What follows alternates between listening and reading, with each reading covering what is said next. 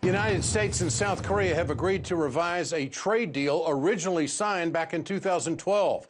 The United States will now be able to export 50,000 U.S. cars to South Korea, double the amount from the previous deal. The deal also limits South Korean steel exports to the United States to 70% of the current amount. The 25% tariff that the president put on steel will be lifted, but the 10% tariff on aluminum will remain. Both nations have also agreed not to devalue currencies to gain unfair trade advantages. For more on all of this, we turn tonight to John Sitilides, geopolitical strategist at Trilogy Advisors. John, always a pleasure. Good to have you with us tonight. Unpack a couple of things. First of all, let's talk about North Korea. Kim going to see Xi Jinping. What do you make of that? I mean, is this just getting on the same page before he meets with Trump? What's your read on it?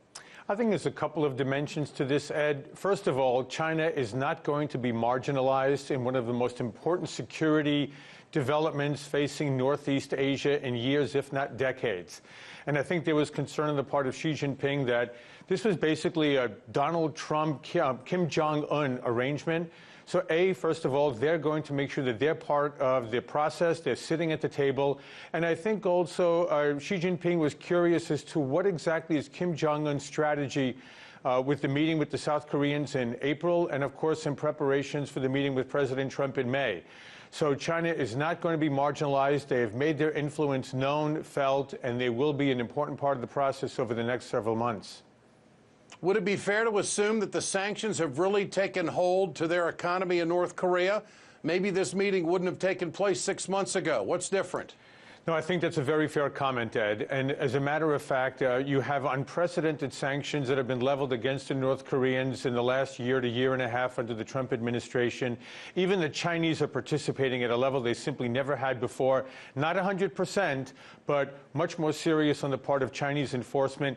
Also, keep in mind that North Korea's U.S. dollar and foreign currency reserves are projected to potentially be exhausted by October. So in many ways, the North Korean economy is on the ropes.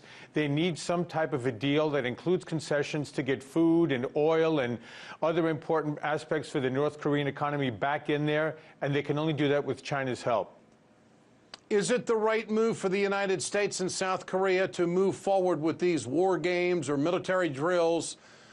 Because after all, Kim Jong-un is not testing rockets, not as openly as he was before. What about that?